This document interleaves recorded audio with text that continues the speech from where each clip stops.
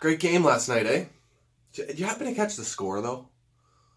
Oh, right, we played the Sens. It was 5-2.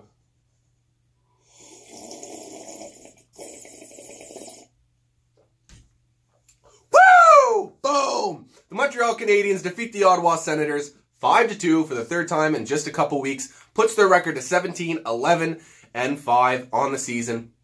That is good enough for the first wildcard spot in the Eastern Conference. We are 1 point ahead of the Boston Bruins, who have one game in hand. Now, before I get into any of this, quick heads up, guys. This is going to be a long one. There's a lot to discuss. That was a crazy game last night, so buckle up. But here we go. Just a few minutes into the first period, Matt Pekka scores the goal. The fourth line is rolling again. And when you have a fourth line that is playing this consistently, putting that much energy and effort into every single one of their shifts, it holds all the three other lines accountable. Because if your fourth line is going to be one of your best night in and night out, all the coach has to do is point to that and say, you guys need to step it up. So that is huge for this team, that the fourth line continues to roll and holds the rest of the boys accountable.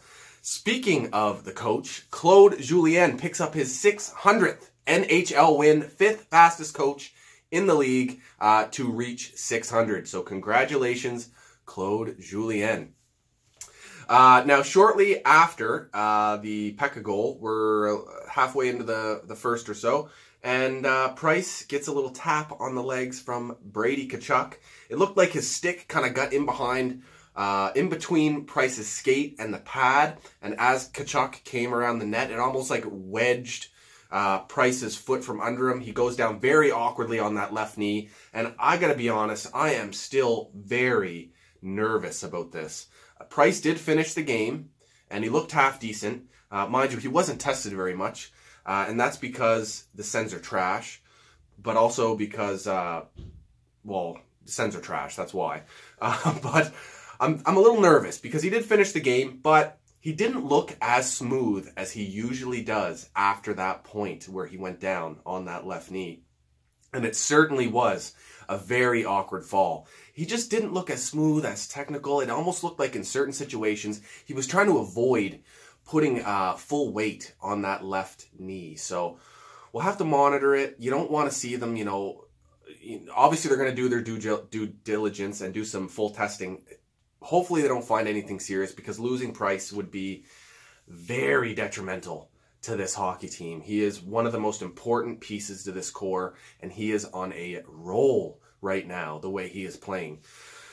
So fingers crossed that he is fine and he's able to play our next game and into this road trip that's coming up. Second period, Mikael Bodker picks up a goal for the Ottawa Senators, makes it 2-1 for them.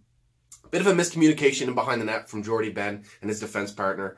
But they weren't getting much support from their forwards either. Shaw, Drouin, and Max Domi were nowhere to be found once that turnover occurred. And they did not make it hard on the Ottawa Senators once they picked up that puck. They could just skate in and shoot on Price. So, yeah, Claude was seen on the bench after that, giving it to them quite a bit. So I know you want to directly look at Ben and say, you caused that goal, but he didn't get much support from the guys around him either. So, and speaking of Jordie Benn, gets a bit of hate online and in the Habs fan hockey community. And I want to just say that I do think he's a very important part of this D-core. He's nothing more than a 5'6" defenseman. I think we can all agree on that. But the thing is, Montreal does not have a top 4 left-handed defenseman that is proven. They don't. Brett Kulak has been playing very well. I'm really big on Mike Riley, but neither of these guys are bona fide top 4s yet. They haven't proven it. They haven't shown it for a whole season. So if we did have a top 4 left-handed defenseman, it's likely, like a two-way guy, it's likely we'd get a bit of physicality from him and some offense from him.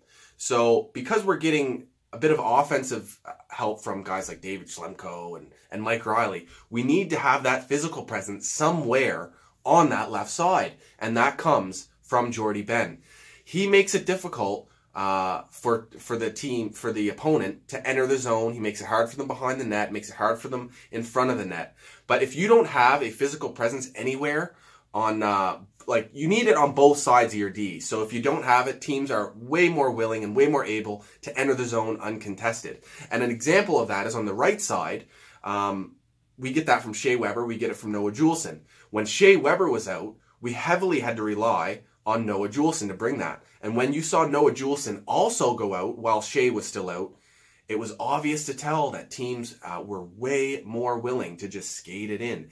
Even if these defensemen aren't laying the hits at the blue line, they're still a threat to. It makes the opponent think about it when they're coming down the ice. So that's why I think Jordie Benn's important. We need his physical presence on that left side. And he gives it to us. Some nights he gets upwards of 5 hits a night. He's always out there blocking shots, sacrificing the body. So he's no more than a 5'6" defenseman. He is going to make the odd mistake. It is what it is, and that's why he is a 5'6" defenseman. At least we don't have to rely on him right now to be playing in a role that he shouldn't be in, like in the top 4. So, yeah, that's my little take on Jordie Benn there. So, now, I'm not opposed to him coming out of the lineup every now and then for David Schlemko to come in, because he'll lay the odd hit too and whatnot, but David Schlemko is a much better puck mover than Jordie Benn. The thing I do not want to see is Mike Riley coming in and out of the lineup anymore. The guy's a great skater. He really is. Great puck mover, and it showed tonight. Third period, Jeff Petrie gets the puck up to Jesperi Kotkaniemi, the youngest player in the NHL, and he rips a nasty shot through the feet of the Sens player, rings it off the crossbar, and thank Christ that hit the back off of McKenna and ends up going in the net. Speaking of McKenna, he played absolutely fantastic for the Sens last night, specifically in the first 2 periods. Lots of acrobatic saves. Kudos to him for dealing with the pressure, because the Montreal Canadiens were laying it on him. But yeah, that shot from Kotka was absolutely disgusting. Beautiful. The kid is unreal. His skating, he just looks so comfortable in the NHL. His vision, his passing, he makes the right decisions. And good to see him score that one last night. It was a big goal. That tied it up for the Habs. It was 2-2 at that point. And then shortly after that, we get that absolutely dog shit call from the referees. I don't know what in the Lord that was. That was absolutely brutal. They call an embellishment on Lehkonen and a hook on the Sens player, as Lehkonen gets a beautiful acrobatic highlight reel assist on the Deneau goal. That was a goal. I don't know what the fuck that call was. Absolutely unbelievable. Now, the big reason why it irks me, that call, is because the game prior against Carolina, Jordie Benn got tripped up behind the net. And they called the Carolina player on the trip, and they called Jordie Benn on the dive. And Jordie Benn definitely dove, and he definitely embellished the call. Now, I pride myself as trying to be as unbiased as I can be. I don't want to be one of these guys that always has the Habs goggles on, and I'm just looking at plays as a Habs fan. That play with Jordie Benn in the Carolina game, that should have just been an embellishment call. I hate that trend all over the league where refs can't man up and call either the embellishment or the obstruction, not both.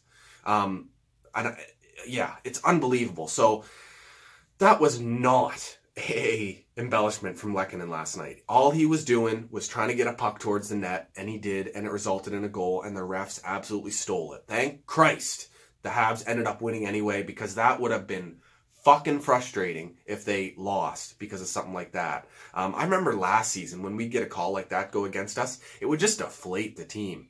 Montreal, as a whole, as a team last night, took their anger and that negative energy after that play, and they channeled it very well, and they put it towards being relentless and getting back in the game. And sure enough, they did that.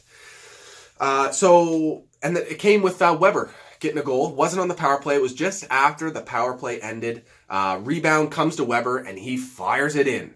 Captain gets the eventual game winner. Still blows my mind that Shea Weber is a Montreal Canadian and he's our captain. It's unbelievable. Where's the rust, hey? That everyone was, even I was expecting rust, and I'm a huge Shea Weber supporter. But where's this guy that's old and slowing down and can't keep up and declining? Where is it?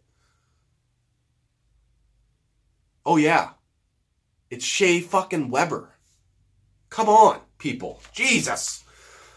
So he gets the goal there, makes it 3-2. Now, it wasn't a power play goal. The power play had just ended. Montreal's power play went 0 for 4 on the night last night. Mind you, they did get quite a few chances on the power play, but they still didn't manage to bury it. And the biggest weakness, I talk about this all the time, is their ability to get clean zone entries and set up the formation.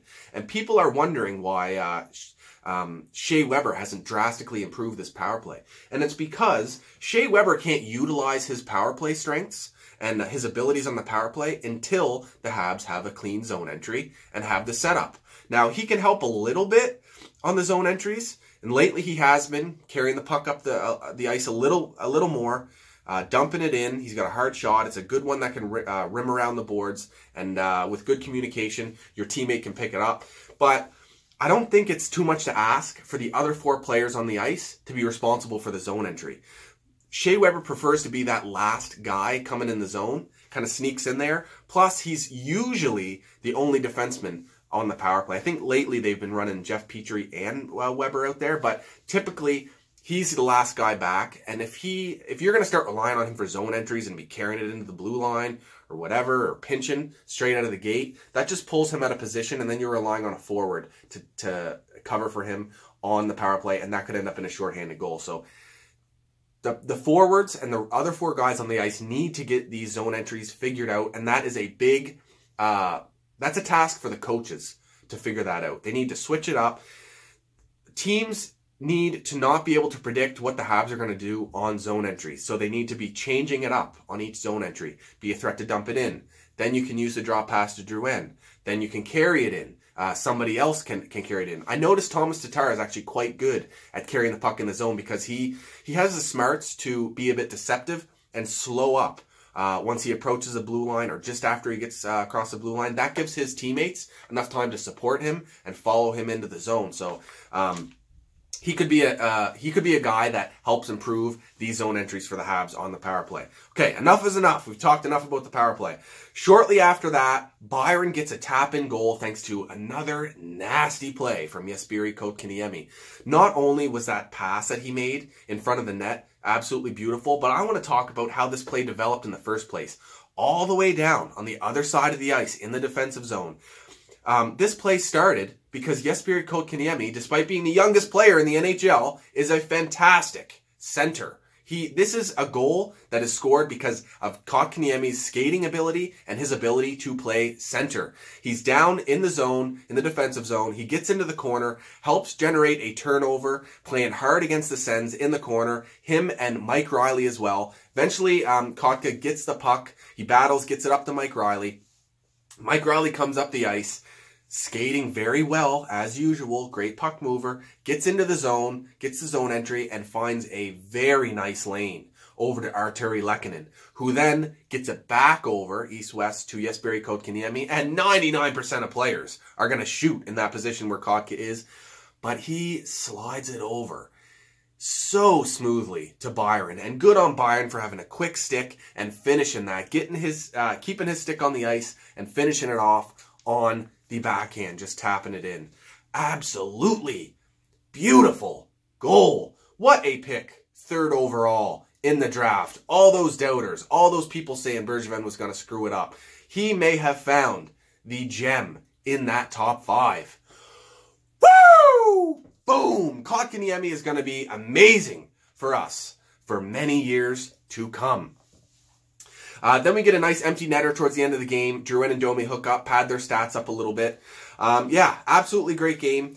It's nice to see Shea Weber. Quick note here. It's nice to see Shea Weber chase down Brady Tkachuk and get a big hit on him after that play from Brady against Price there, which hurt Price a little bit in his knees. Habs lay 47 shots on net they get, and the Sens also blocked an additional 25. Montreal gets 18 shots, and they only had to block like 5. Montreal absolutely dominated the Sens. Now, that said, Montreal has 5 wins out of their last 6 games. The only loss coming to the Minnesota Wild. Now, we need a bit of a reality check here. I'm absolutely pumped that the Habs are on a roll and they're winning games that they should be winning. But that is the key. They should be winning these games because the 5 out of their last 6 wins have been against some pretty subpar teams. 3 of them were against the Ottawa Senators, who when healthy aren't that very good to begin with, but they are dealing with a ton of injuries right now.